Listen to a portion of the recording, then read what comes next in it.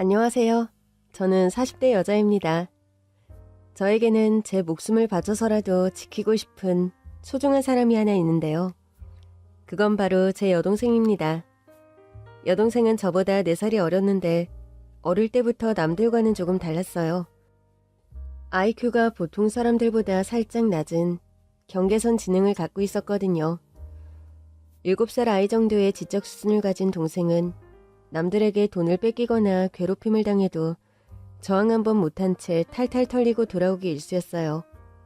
저는 바보같이 착하기만 한 동생이 너무 가엾고 답답해서 늘 속이 상했죠. 이 바보야, 언니가 뭐라고 했어. 누가 네 걸 뺏으려고 하면 안 된다고 버텨야지.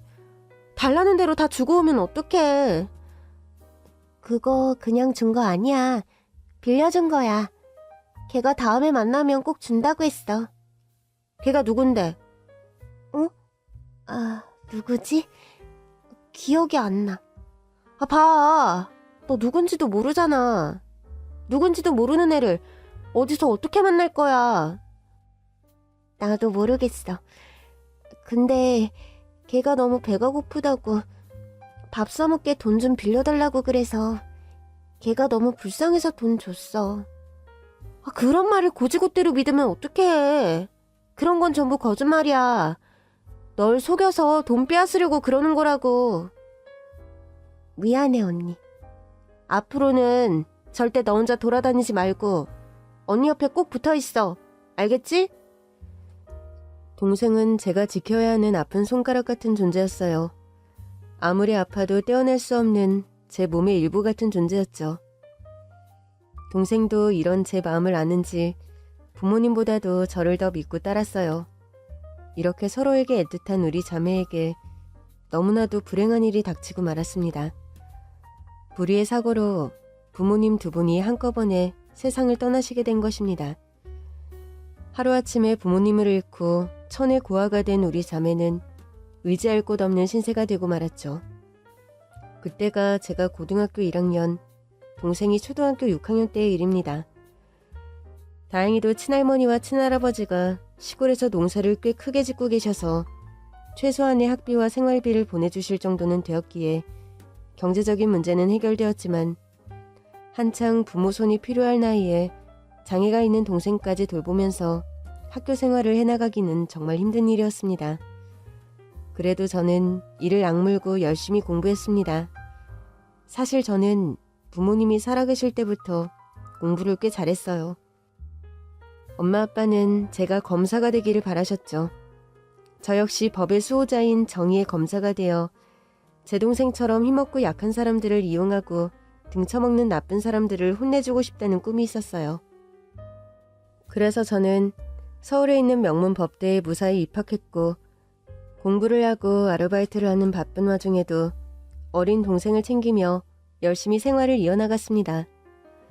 그리고 부모님 없이 둘이서만 살아온 지 어느덧 7년이란 세월이 흘러 제 동생은 성인이 되었습니다. 부모님 없이 언니 손에서 아픈 곳 없이 잘 자라준 동생이 그저 고마웠죠. 고등학교를 무사히 마친 동생은 복지관을 다니며 직업훈련 교육을 받고 있었는데요. 어느 날 복지관에서 돌아와 저에게 청천벽력 같은 소리를 하는 겁니다. 언니는 사랑이 뭔지 알아? 뭐? 사랑? 뜬금없이 웬 사랑 타령이야? 나 사랑이 뭔지 궁금해. 알고 싶어. 아이고, 네가 사랑은 알아서 뭐하게. 언니, 나 사실 사랑에 빠진 것 같아. 뭐라고? 사랑에 빠져? 누구랑? 어떤 남자가 나보고 너무 예쁘다고 날 사랑한대. 언니, 나 너무 행복해. 그 남자만 보면 가슴이 두근거리고 심장이 막 떨려. 이런 기분이 사랑일까? 저는 덜컥 겁부터 났습니다. 바보같이 순진한 제 동생이 또 누군가의 꿰매 속아 넘어간 게 아닌가 해서요. 아무것도 모르는 장애인 여자를 사랑이니 뭐니 달콤한 말로 꼬드겨서 돈을 뜯어내는 건 기본이고 나쁜 일을 시키거나 심지어 유흥업소에 팔아먹기까지 하는 나쁜 사람들은 세상에 얼마든지 있었으니까요. 전 이 험한 세상으로부터 동생을 지켜야만 했어요. 이 바보야, 잘 들어. 이 세상 남자들은 전부 사기꾼 아니면 늑대야. 어릴 때부터 그렇게 당하고도 모르겠어? 그 남자 뭐하는 놈인지는 모르겠지만 절대로 믿어서는 안 돼. 알아들었어? 아니야, 언니. 우리 상우 씨는 그런 남자 아니야. 얼마나 착하고 멋지다고. 동생의 눈빛을 보니 상우라는 그 남자한테 아주 단단히 빠진 것 같았습니다. 정말 큰일이었죠. 저는 급한 마음에 동생을 다그쳤습니다. 그 남자 어디서 만났어? 뭐 하는 사람이야? 어떻게 알게 된 거야? 그랬더니 동생이 뾰로 통해져서는 정말 뜻밖의 말을 하더군요. 언니가 직접 물어봐. 왜 나한테 화를 내? 안 그래도 상우 씨가 언니 만나고 싶다고 했어. 만나서 결혼 허락받고 싶대. 뭐? 결혼 허락? 지금 둘이 결혼이라도 하겠다는 거야? 말도 안 돼. 제가 어떻게든 동생을 뜯어말리려고 했지만 소용없었어요. 동생의 마음은 이미 사랑이라는 바다에 풍덩 빠져있더군요.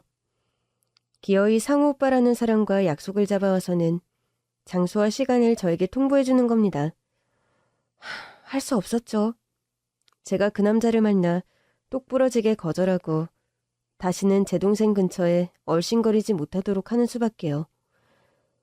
제 동생의 보호자는 저밖에 없었으니까요. 동생이 알려준 약속 장소는 저희 동네 근처에 있는 갈비집이었는데 정원이 딸린 제법 큰 곳이었어요.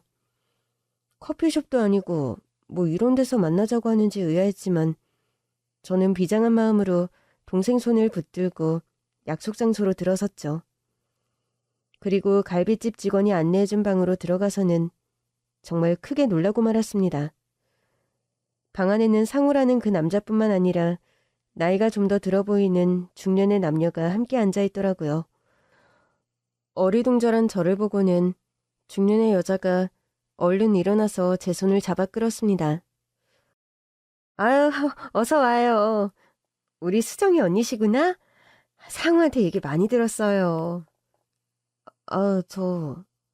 우리 수정이라뇨? 대체 누구신데? 난 상우 형수 되는 사람이에요. 이쪽은 상우 형이고. 우리 도련님이랑 수정이가 잘 지내는 게 너무 예쁘고 고마워서 저도 수정이 집안에 한번 인사드리고 싶어서 이렇게 신뢰를 무릅쓰고 나왔어요. 괜찮죠? 형과 형수의 첫인상은 일단 서글서글하고 나쁜 사람들 같지는 않았습니다. 잔뜩 경계했던 제 마음도 조금 누그러졌죠. 이렇게 양쪽 집 식구들이 다 모이니까 분위기가 꼭 상견례하는 것 같네. 우리도 부모님이 다 돌아가셔서 저랑 우리 바깥 양반이랑 상호를 아들처럼 키우다시피 했거든요. 도련님 키우느라 우린 자식도 안 가졌어요. 제 동생이 사랑에 빠졌다는 상호라는 남자는 나이가 제 동생보다 한 살이 많고 지적장애 3급이라 동생과 같은 복지관에 다닌다고 했습니다. 둘이 처음 만나게 된 것도 복지관이라더라고요. 일단 나쁜 사람 같지는 않아서 전 안심을 했습니다. 겉으로 보기엔 지적장애가 전혀 티가 안 날 정도로 멀쩡한 데다가 키도 크고 덩치도 좋고 무엇보다 눈웃음이 선하고 착한 인상이더라고요. 우리 도련님 지적장애가 있지만 바리스타 자격증에 운전면허증도 있어요. 게다가 착하고 성실하고 한 여자밖에 모르는 순정파예요. 둘이 교제할 수 있게 허락해 줍시다. 그렇지만 아무래도 좀 걱정이 되어서요. 저한테는 하나밖에 없는 너무 소중한 동생이고 아직 남자를 만나기엔 어린아이인 것 같아서요. 저도 우리 도련님 키우면서 숱하게 고생을 해봐서요. 수정이 언니분 마음은 제가 누구보다 잘 알죠. 젊은 아가씨가 부모도 없이 장애까지 있는 동생을 혼자 키우느라 얼마나 힘들었겠어? 그래도 이렇게 성인이 될 때까지 잘 키워놨으니 이제는 동생이 여자로서 행복을 찾을 수 있게 도와줘야죠. 품에만 끼고 있는다고 그게 사랑인가요? 놓아주는 것도 사랑이에요. 우리는 수정이를 하늘이 맺어준 인연이라고 생각해요. 둘이서 알콩달콩 잘 살 수 있도록 우리가 최대한 지원을 해줄 거예요.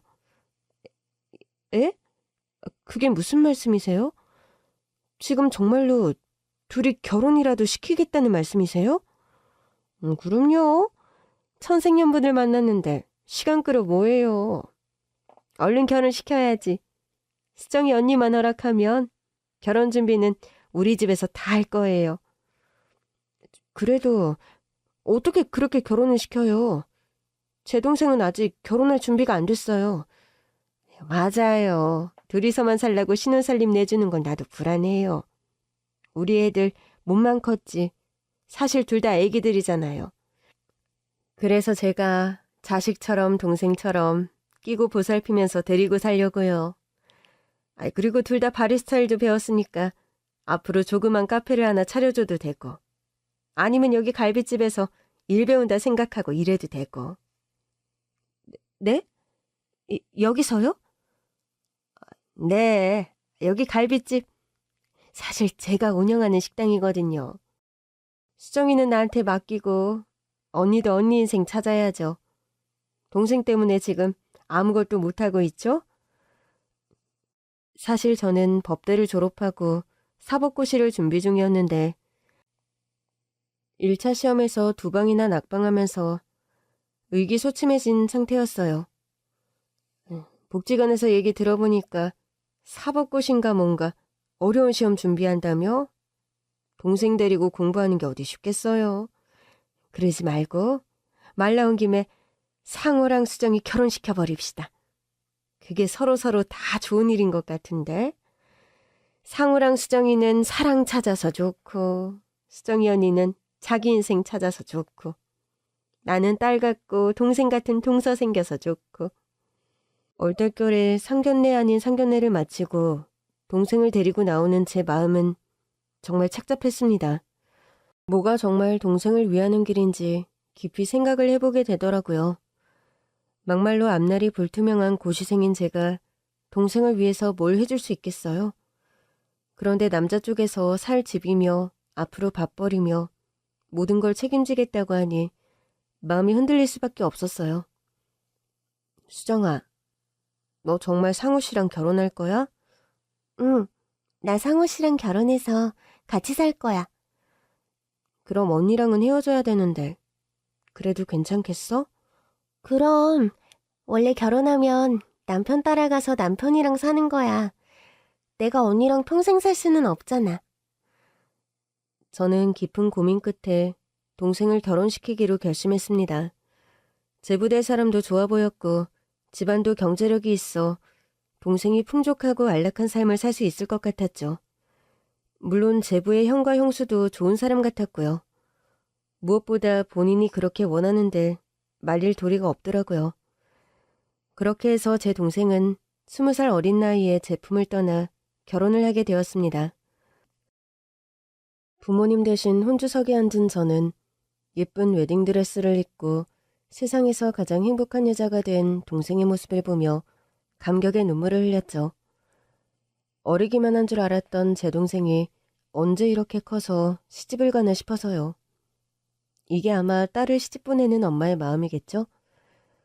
동생의 손이 뚱서도 같은 마음인지 제 손을 붙들고 저처럼 울더군요. 아유, 둘이 잘 어울리는 거 봐. 선남선녀가 따로 없네. 고마워요, 사돈처녀. 하나뿐인 동생을 이렇게 곱게 키워서 우리 집에 보내줘서요.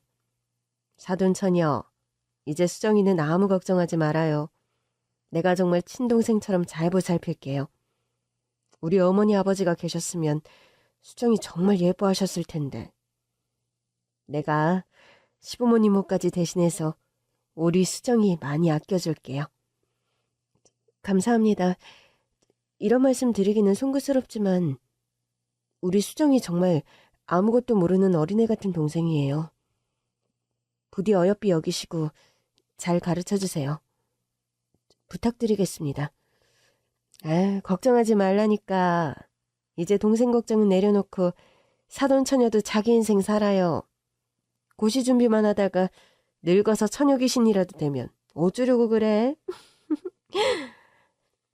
결혼식을 마친 동생은 제부가 어렸을 때부터 살고 있다는 형네 집에 신혼차림을 차렸습니다.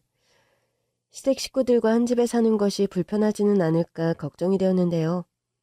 동생이 보내온 집 사진을 보고는 걱정을 한시름 놓았어요.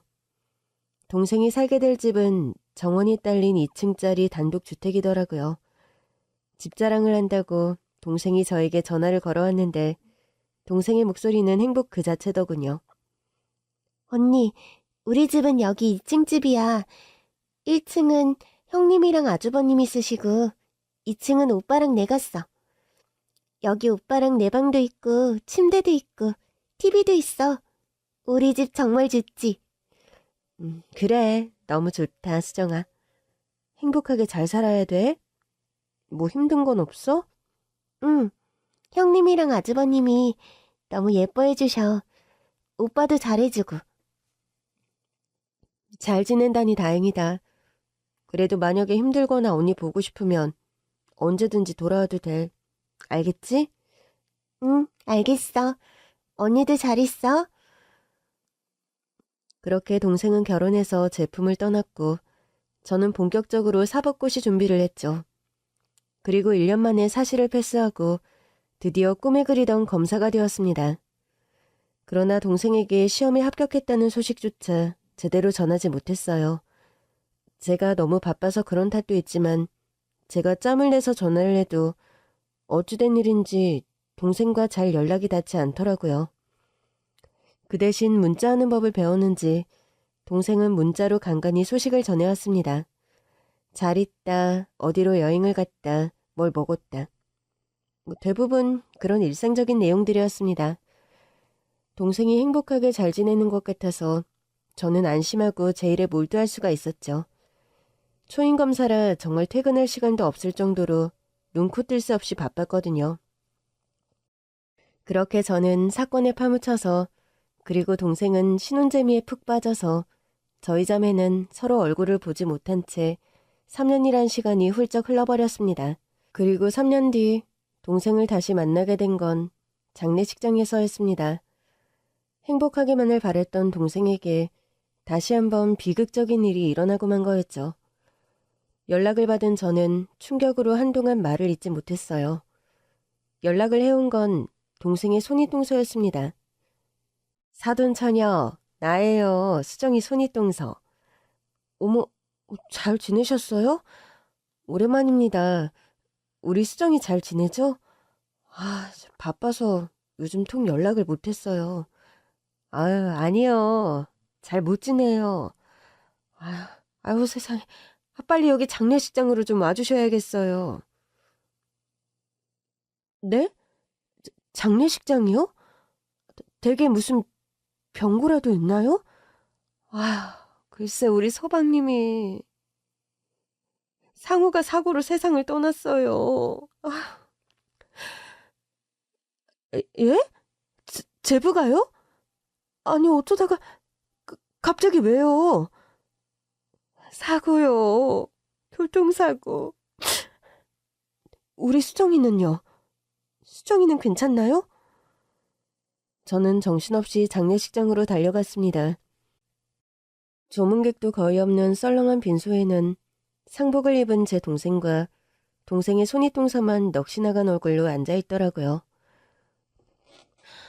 수정아, 수정이 너 괜찮니?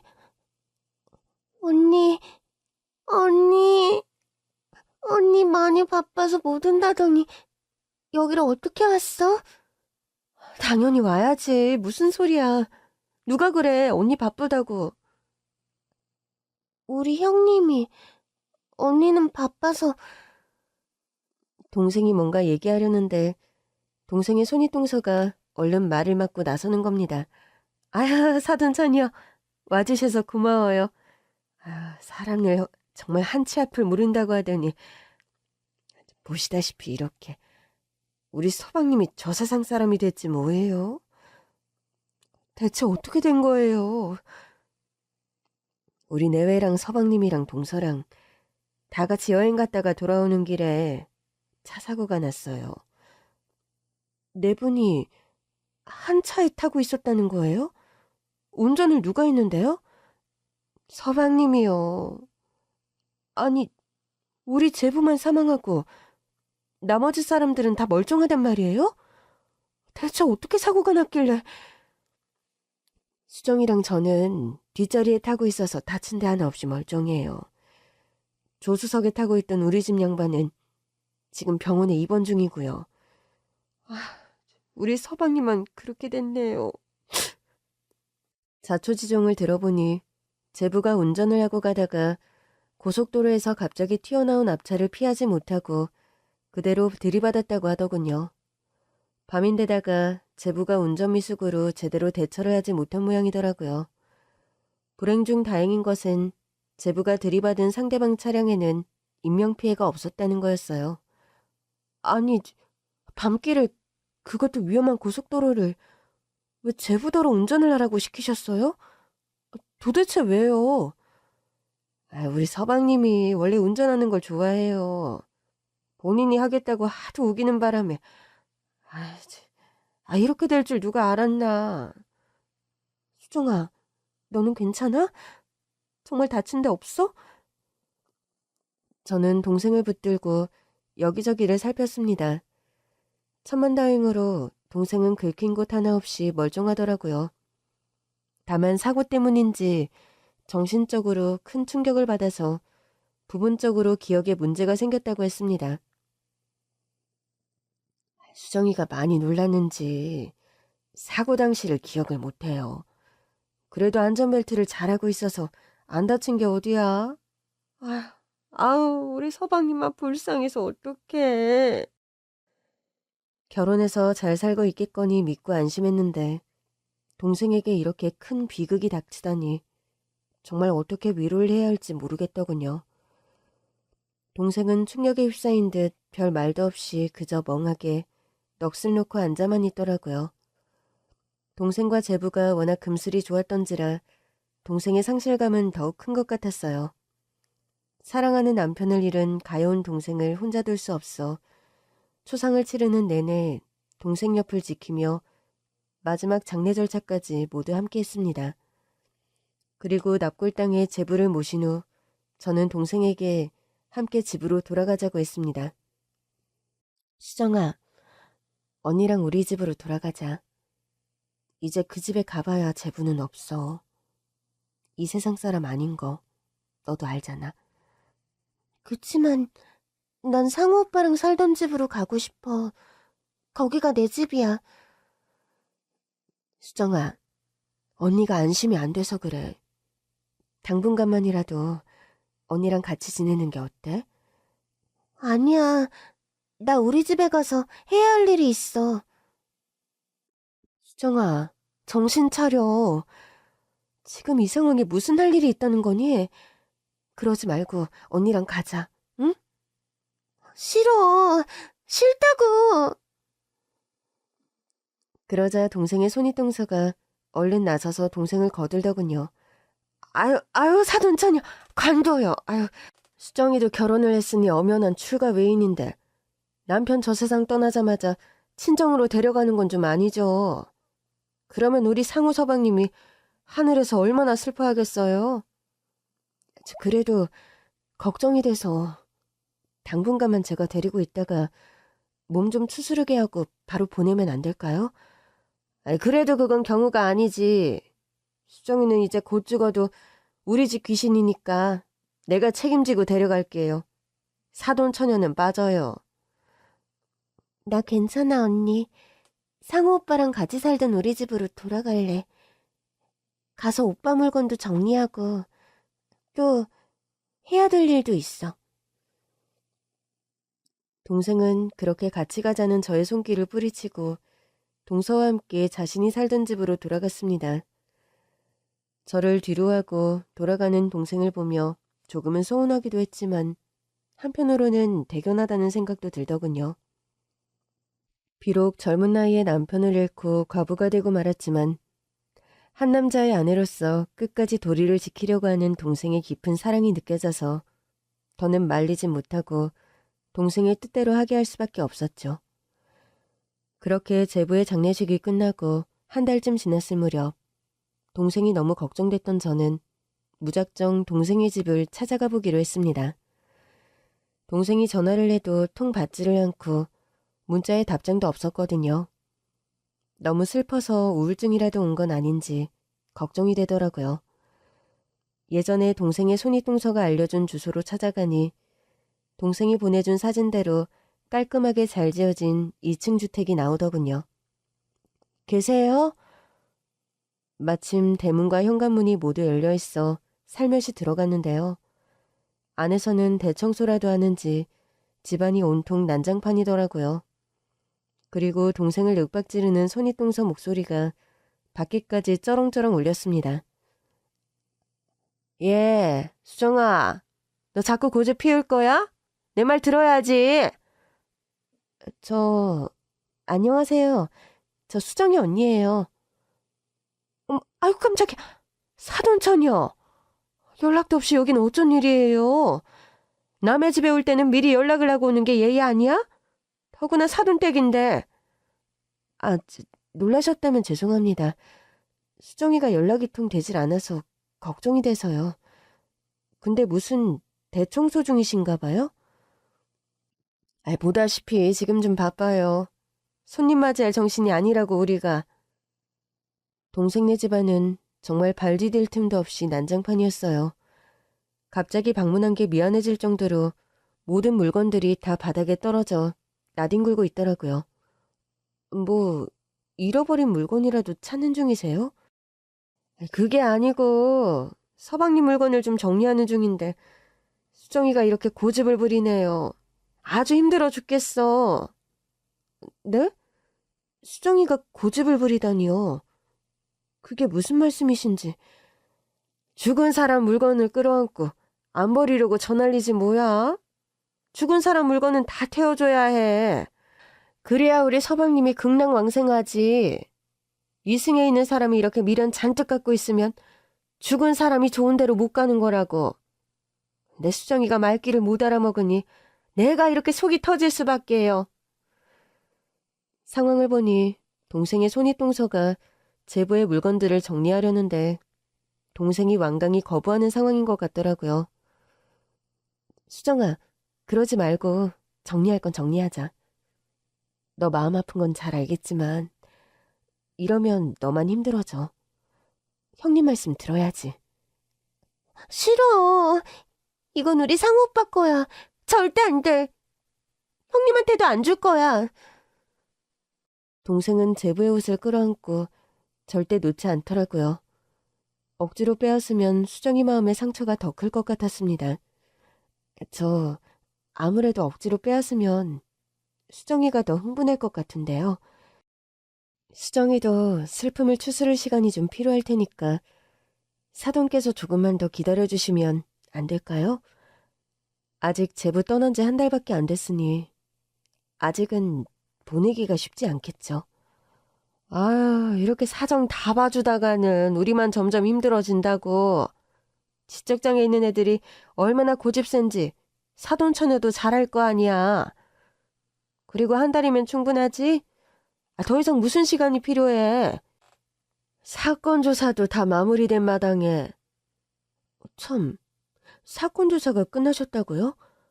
그럼 사고 처리는 어떻게 된 건가요? 피해자랑 합의 같은 건 어떻게 된 거죠? 사돈처녀가 그건 알아서 뭐하게 해요? 법 공부 좀 했다고 아는 척이라도 하고 싶은 모양인데 남의 일에 괜히 끼어들지 말아요. 되지도 않는 공부를 몇 년째 하고 있는 거야? 아휴, 언니나 동생이나. 동생의 손윗동서는 제가 사실을 패스하고 검사가 된 걸 아직 모르고 있더라고요. 사실은 제가 검사라는 걸 말하려는데 동서가 갑자기 거칠게 저를 밖으로 내몰더군요. 아무튼 오늘은 날이 아니에요. 여기 정리되고 나면 다시 연락할 테니까 나중에 다시 와요, 사돈처녀. 얼떨결에 대문 밖까지 밀려난 저는 집안에 가방을 놓고 왔다는 사실을 깨달았습니다. 억지로 떠밀려 나오면서 가방을 통째로 놓고 나와버린 거죠. 하는 수 없이 집 안으로 다시 들어가는데요. 눈앞에 믿을 수 없는 광경이 펼쳐지고 있더군요. 글쎄 그 동서라는 여자가 제 동생의 뺨을 있는 힘껏 내리치고 있지 뭡니까? 인연이? 언니 있다고 대들어? 아니에요, 형님. 잘못했어요. 한 번만 용서해주세요. 저는 너무 기가 막혀서 동생의 이름을 부르며 집 안으로 뛰어들어갔어요. 수정아! 저를 본 동생의 동서는 깜짝 놀라며 주춤하더군요. 뭐야, 아직 안 갔어? 그런데 제 뒤로 어떤 여자 하나가 따라 들어오는 겁니다. 계십니까? 여기가 한상우 씨 댁 맞죠?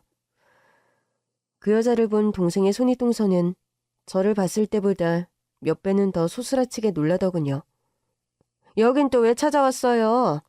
이제 조사는 다 끝난 거 아니에요? 몇 가지 더 물어볼 게 좀 있어서요. 알고 보니 그 여자는 경찰이었는데 제부의 교통사고에 뭔가 의문점이 있어서 조금 더 조사를 하러 온 모양이더라고요. 그날 한상우 씨가 술을 마셨나요? 글쎄 몇 번을 얘기해요. 저는 술 마시는 걸 못 봤는데 아마 저희 몰래 저녁 먹으면서 한 잔 홀짝 한 모양이죠. 그러니 그렇게 큰 사고를 냈지. 한상우 씨가 지적장애 상급이던데 굳이 운전대를 맡길 만한 이유가 있었나요? 그건 서방님이 자기가 운전을 하겠다고 팍팍 우겨서 그랬다니까. 지난번에 참고인 조사에서 다 얘기했잖아요. 여기 이분은 한상우 씨 아내분이라고 하셨죠? 이분도 진술하셨나요? 얘는 머리가 모자란 애야. 지적장애가 있다고요. 한마디로 바보라고, 바보. 사고 충격으로 그날 일을 제대로 기억도 못해요. 저는 제 동생을 두고 막말을 하는 동생의 동서를 보고 화가 머리끝까지 났습니다. 뭐예요? 지금 뭐라고 했어요? 모자라네? 바보? 지금까지 내 동생을 그런 취급하면서 데리고 산 거예요? 게다가 애를 왜 때려요? 우리 수정이가 무슨 잘못을 했다고. 나도 손 한 번 안 대고 곱게 키운 애예요. 당신이 뭔데 내 동생을 때려? 우리 수정이 더 이상 이 집에 못 둬요. 제가 당장 데려갈 겁니다. 가자, 수정아. 저는 동생을 데리고 당장 그 집을 나왔습니다. 동생은 손에 들고 있던 제부의 겉옷 하나 덜렁 걸치고 빈손으로 집을 나오고 말았죠. 현장에 경찰이 있어서 그런지 동서라는 여자도 이번에는 적극적으로 말리지 못하더라고요. 그렇게 3년 만에 친정으로 돌아온 동생은 비로소 그동안 있었던 일을 털어놓았는데요. 동생의 이야기를 듣고 전 정말 충격을 받고 말았습니다. 손윗동서라는 여자가 지금껏 저에게 했던 이야기는 거의 다 거짓말이더라고요. 갈빗집에서 일을 배우게 하겠다더니 제부와 제 동생을 데려다 숯불을 피우고 불판 닦는 일을 휴일도 없이 매일매일 시켰다더군요. 그것도 월급 한 푼 주지 않고 무보수로요. 상우 오빠가 월급 달라고 하면 아주버님이랑 형님이 막 때렸어. 먹여주고 재워주고 장가 보내느라 돈 들어간 거 다 갚으라고 막 무섭게 화냈어. 그래서 우리 둘 다 돈이 없었어. 방도 처음에는 2층에 있는 좋은 방에서 살게 했는데 나중에 부엌 옆에 있는 조그만 방으로 쫓아냈어. 그 방은 너무 춥고 깜깜했어. 형님은 맨날 소리 지르고 집안일도 전부 나한테 시키고 갈비집에서 불판 닦는 것도 나 시키고 너무 힘들고 무서웠어, 언니. 그럼 언니한테 연락을 하지 그랬어. 언니가 힘들면 다시 돌아와도 된다고 했잖아. 근데 형님이 내 핸드폰을 뺏어갔어. 뭐? 핸드폰을 뺏었다고? 응. 언니는 공부하느라 바빠서 나랑 전화 못한다고 했어. 수정이 네가 가끔 언니한테 문자 보냈잖아. 간간히 잘 지낸다고 문자가 왔는데? 그거 아마 우리 형님이 보낸 걸걸?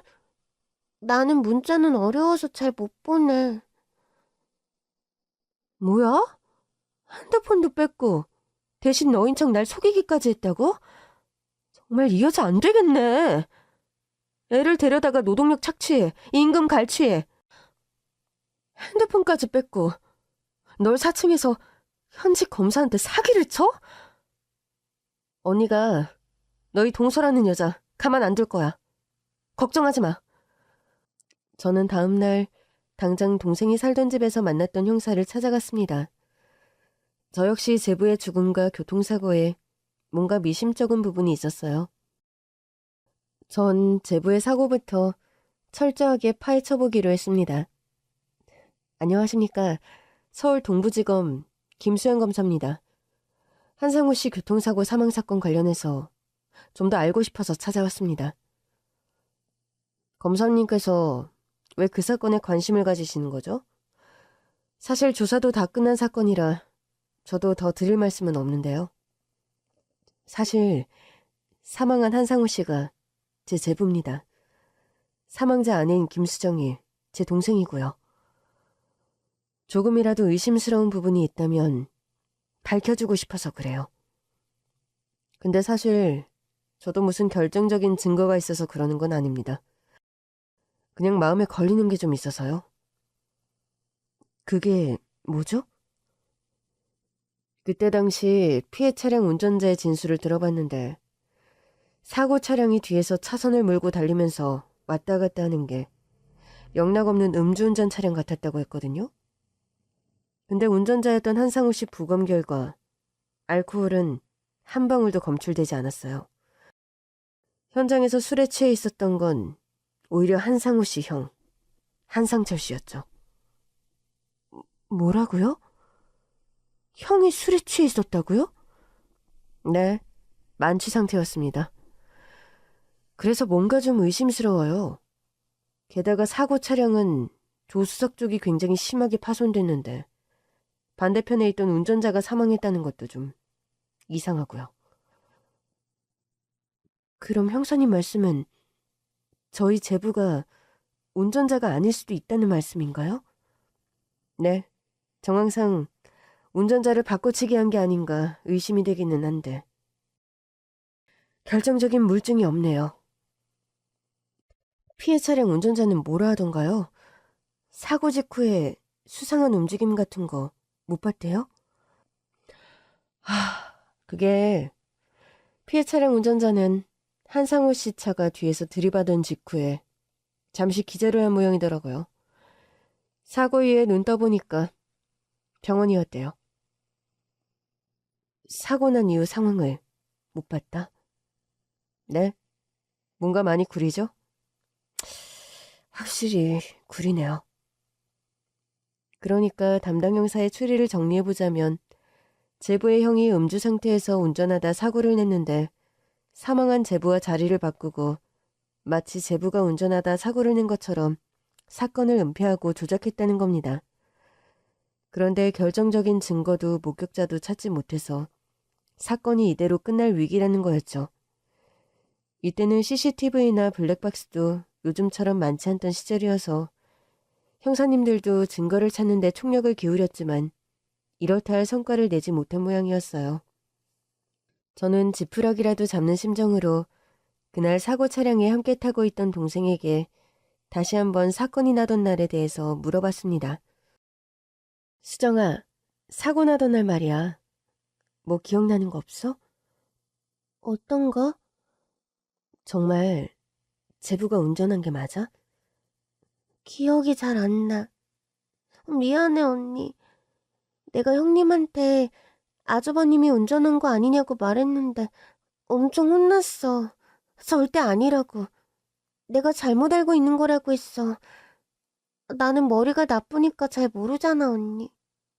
미안해. 상우 오빠한테도 미안하고. 아니야, 괜찮아. 네 잘못 아니야. 자책하지 마, 수정아.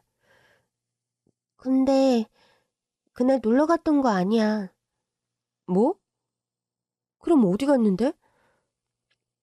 갈비집에서 늦게까지 일하고 집에 가는 길이었어. 결혼하고 나서 가족끼리 놀러 간 적은 한 번도 없었어. 동생의 말을 듣고 저는 가슴이 찢어질 듯 아팠습니다. 미안해. 언니가 너무 무심했어. 언니는 너가 시집가서 그냥 행복하게 잘 사는 줄만 알았어. 이게 다 언니 잘못이다. 그런 결혼 애초에 시키는 게 아니었는데. 미안해. 이제 다시는 너 아무 데도 안 보내. 언니가 꼭 지켜줄 거야. 저는 동생을 끌어안고 후회와 자책의 눈물을 흘렸습니다. 그렇게 나쁜 여자의 가머니설에 속아서 어린 동생을 그런 집에 시집 보내 고생을 시키고 과부를 만들었다니. 부모님이 하늘에서 보시고 뭐라고 하실지 정말 부모님 별낯이 없더라고요. 그런데 제가 미안함에 눈물을 흘리던 그때 동생이 정말 뜻밖의 말을 꺼내는 겁니다. 근데 언니, 그날 내가 형님 몰래 사진을 찍었어. 뭐? 뭐라고? 상우 오빠 카메라로 내가 그날 밤 차 안에서 사진을 찍었다고. 정말이야? 응. 나중에 언니 보여주려고 사진을 찍어놨거든. 동생은 얼른 일어나서 동선의 집에서 나올 때 걸치고 나온 제부의 옷을 가져오더군요. 그 옷 주머니 안에서 동생이 꺼내준 것은 다름 아닌 소형 디지털 카메라였습니다. 그리고 그 안에는 놀라운 증거가 담겨 있었죠. 이거 상우 오빠가 복지관 선생님한테 빌린 건데 오빠가 나중에 선생님한테 다시 돌려줘야 하니까 잃어버리지 말고 잘 갖고 있으라고 했어. 그래서 오빠 옷 속에 잘 숨겨놨지. 근데 형님이 자꾸 찾아내려고 온 집안을 뒤집어 엎어서 무서웠어. 그런 거였구나. 잘했다. 우리 수정이 너무 잘했어. 수정이 덕분에 결정적인 증거를 확보했어. 이제 언니가 이걸로 나쁜 사람들 꼭 벌받게 할게. 이제와 생각해보니 제가 동생을 찾아 그 집에 간 그날도 동서라는 여자는 이 증거품을 찾겠다고 온 집안을 난장판으로 만들고 동생을 쥐잡듯이 잡고 있던 거였습니다. 이제야 뭔가 앞뒤가 안 맞던 퍼즐이 들어맞는 것 같은 느낌이 들더군요. 저는 당장 두 부부를 검찰 조사실로 소환했습니다. 물론 제 신분은 숨기고요. 부부는 난데없는 검찰 소환에 많이 당황한 것 같았습니다. 뭔가 찔리는 것이 있는지 괜히 흥분해서 오버액션하는 게 눈에 뻔히 보이더라고요. 다 끝난 사고를 가지고 언제까지 사람을 괴롭힐 작정이에요?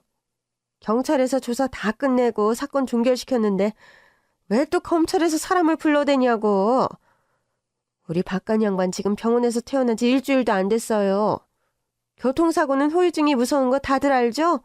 이러다가 사람 도로 아프기라도 하면 검찰에서 책임져 줍니까? 예? 담당 검사가 누구야?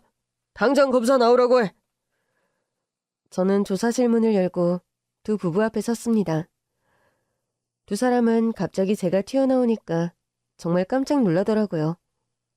아니 사돈처녀. 사돈처녀가 여기는 웬일이야? 뭐 현장학습이라도 온 거야? 뭔 검찰청에 현장학습이 있어? 지금 장난해? 아무 상관도 없는 이 아가씨 말고 담당 검사 불러오라고. 여기 왔잖아요. 뭐야? 제가 이 사건 맡은 담당 검사라고요. 추가로 조사할 게 있어서 두 분을 부른 겁니다. 그러니까 소란 그만 피우시고 성실히 조사에 임해주시죠. 아니, 뭐야. 그러니까 사돈처녀가 검사란 말이야? 어머머, 아유, 사법고시 공부한다더니 정말 검사가 된 거야? 네, 저 진짜 검사 맞으니까 이제 그만 놀라시고요. 조사 시작해도 되겠죠? 이것 봐 사돈처녀. 알다시피 우리는 잘못한 거 하나도 없어. 차 사고가 나서 가족을 잃고 우리까지 죽을 뻔했다고. 우리도 따지고 보면 피해자야. 안 그래요? 가해자는 우리 서방님인데 우리 서방님은 이미 저 세상 사람인 걸 어떡하라고. 가해자가 죽으면 공소권 없음. 뭐 그런 거잖아요. 경찰에서도 그랬어요. 가해자가 사망했으니까 상속 안 받으면 책임질 일도 없다고. 그래요? 법에 대해서 꽤 잘 아시네요. 공부 많이 하셨나 봐. 공부는 무슨 공부? 경찰에서 그렇게 말했다니까. 그럼 이걸 보고도 그런 말씀이 나오실까요? 저는 조사실 책상 위로 미리 준비한 사진 몇 장을 늘어놓았습니다. 그건 물론 동생이 제보의 카메라로 몰래 찍은 사진들이었죠. 사진을 본 두 사람은 귀신이라도 본 것 마냥 소스라치게 놀라더군요. 아니, 이게 뭐예요? 이런 사진이 어떻게 찍혔지? 동생이 찍은 사진 속에는 그날 운전석에 누가 앉아 있었는지 너무도 선명하게 나와 있었던 겁니다. 자, 사진 잘 보세요.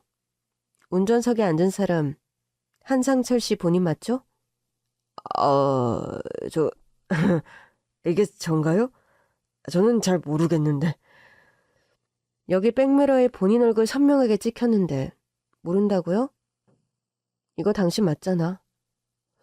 조수석에 앉은 건 우리 제부 한상호고 당신이 그날 음주운전으로 사고 낸 다음에 동생 사망한 거 보고 운전자를 바꿔치기 한 거 아니야? 그날 병원 기록 보면 한상철 씨 혈중 알코올 농도가 면허 취소를 훨씬 뛰어넘는 수준이에요. 사고 당시 한상철 씨가 만취 상태였다는 119 구조대원의 증언도 있고요. 당신 지금 음주운전으로 사망사고 낸 거야. 그래놓고 죽은 동생한테 죄를 덮어 씌우기까지 한 거라고. 모든 죄가 백일하에 드러났는데도 동서의 손이동서는 물러설 줄을 모르더군요. 증거 있어? 증거 있냐고! 사고가 난 후에 운전자를 바꾼 게 아니라 운전자를 바꾸고 나서 사고가 난 거라고. 우리 집 양반이 운전하고 가다가 중간에 멈춰서서 서방님이랑 교대했고 그 후에 서방님이 사고를 낸 거야. 사고 난 다음에 운전자 바꿔치기 했다는 증거는 어디에도 없어요. 그래요? 그렇게 우기실 줄 알고 아주 확실한 목격자 증언을 확보했습니다. 저는 미리 와서 조사를 받고 간 제 동생의 증언 영상 일부분을 보여주었습니다. 제가 똑똑히 봤어요. 조수석에서 피를 흘리고 있는 제 남편을 형님이랑 아주버님이 끌어내려서 운전석에다가 앉혔어요. 형님이 아주버님한테 정신 차리고 빨리 옮기라고 시켰어요. 상우는 어차피 죽었어. 죽은 사람이 다 안고 가야지. 그럼 깔끔하잖아. 뭘 꾸물거려? 당신 살인자 돼서 감옥 갈 거야? 우리 형님이 이렇게 말했어요. 동생은 그날 자기 동서가 현장에서 한 끔찍한 말을 토시 하나 빼놓지 않고 전부 기억하고 있었던 겁니다. 거짓말이야. 수종이 머리가 모자란 건 세상이 다 아는 사실인데 저 말이 제대로 증거 효력이나 있을 것 같아? 저 모자란 년이 하는 말을 누가 믿어줄 것 같냐고! 그건 그쪽이 판단할 문제가 아니라 재판 때 판사님이 알아서 할 문제고요. 참고로 자폐아나 지적장애 아들의 증언이 받아들여진 판례들이 많이 있습니다. 그리고 우리 수정이는 지적장애가 아니라 경계선 지능일 뿐이에요. 장애 등급 같은 건 없어요. 아시겠어요? 불려 같은 게 언제 저런 사진을 찍었어? 앙큼한 것. 내가 그럴 줄 알았어. 뭔가 있을 줄 알고 온 집안을 이잡듯이 뒤졌는데 저걸 어디다 숨겨뒀던 거야? 은혜도 모르는 배은망덕한 것 같은 이라고. 말 조심해요. 이번 교통사고 건이랑 별개로 당신이 내 동생 데려다가 노동력 착취하고 임금도 제때 지불 안 한 거, 핸드폰도 뺏고 나한테 동생인 척 문자 보내고 사기친 거 전부 민형사상으로 고소 고발해서 따로 죗값 치르게 할 거니까. 무슨 소리야. 누가 누굴 착취해? 당신이 운영하는 식당 종업원들이 전부 증언했어요. 우리 수정이랑 제부 데려다가 돈 한 푼 안 주고 노예처럼 부려먹은 거. 그럼 먹여주고 재워주는데 밥값은 해야지. 무슨 대단한 공주마마를 모셔왔다고 집에 고이 두고 놀고 먹게 해? 그러려고 내 동생 데려갔어요? 노예처럼 일 시키려고? 자식처럼 동생처럼 잘해주겠다더니 불쌍한 애를 이용해 먹긴 하고, 게다가 동생이 그렇게 사랑했던 사람을 죽여놓고 죄를 뒤집어 씌우기까지 해? 당신들한테 동생네 부부는 대체 무슨 의미야? 아무리 그래도 혈육이고 가족이잖아. 어떻게 가족한테 그럴 수가 있어? 가족이니까 이날 이때껏 키워주고 사람 만들어줬지. 당신 동생도 내 덕분에 시집이라도 한번 가본 줄 알아. 그 모자란 애를 누가 받아줄 것 같아? 당신들 정말 끝까지 반성할 줄 모르는 인간들이네. 여기 이 사람들 당장 구속시켜요. 도주 우려도 있고 또 증거 조작하고 인멸하려는 시도도 있어서 구속수사해야 됩니다. 네, 검사님. 구속이란 말이 나오자 그제서야 그 여자는 얼굴이 파랗게 질려서는 어쩔 줄 모르더라고요. 구속이라니요. 우리 바깥 양반이야 음주운전해서 사람 죽인 거 맞으니까 구속된다지만 전 왜요? 전 잘못한 거 없잖아요. 네? 지금 한상철 씨가 운전하다 사고 낸 거 증언하신 겁니다. 그래요. 그건 맞는데 왜 나까지 구속하려고 그러냐고. 왜? 본인 죄는 본인이 제일 잘할 거 아닙니까? 그 여자는 조사실을 나서려던 저를 붙잡고 늘어지며 제 앞에 갑자기 무릎을 꿇고 싹싹 빌더군요. 사돈처녀. 아니 검사님. 저 좀 살려주세요. 저는 몸이 아파서 감옥에는 못 가요. 그래도 우리가 모르는 사이도 아니고 자식 같은 동생들을 나눠 가진 각별한 사돈지간 아닙니까? 저 정말 수정이한테 잘해주려고 노력 많이 했어요. 일 시킨 거? 아이 그거는 내가 살림을 너무 못하니까 일 좀 가르치려고 그런 거지. 내가 애 괴롭히려고 구박하려고 그런 건 아니라고요. 수정이한테 물어봐요. 내가 얼마나 잘해줬는지. 네? 검사님, 제발 한 번만 살려주세요. 응? 제발요. 응? 더 하실 얘기 있으시면 법정에서 하시죠. 거기서 시시비비가 다 가려지겠죠? 잘못한 거 없으니까 걱정 없으시겠네요. 그렇게 구속된 두 부부는 엄중한 법의 심판을 받고 지금 감옥에서 죗값을 치르는 중입니다.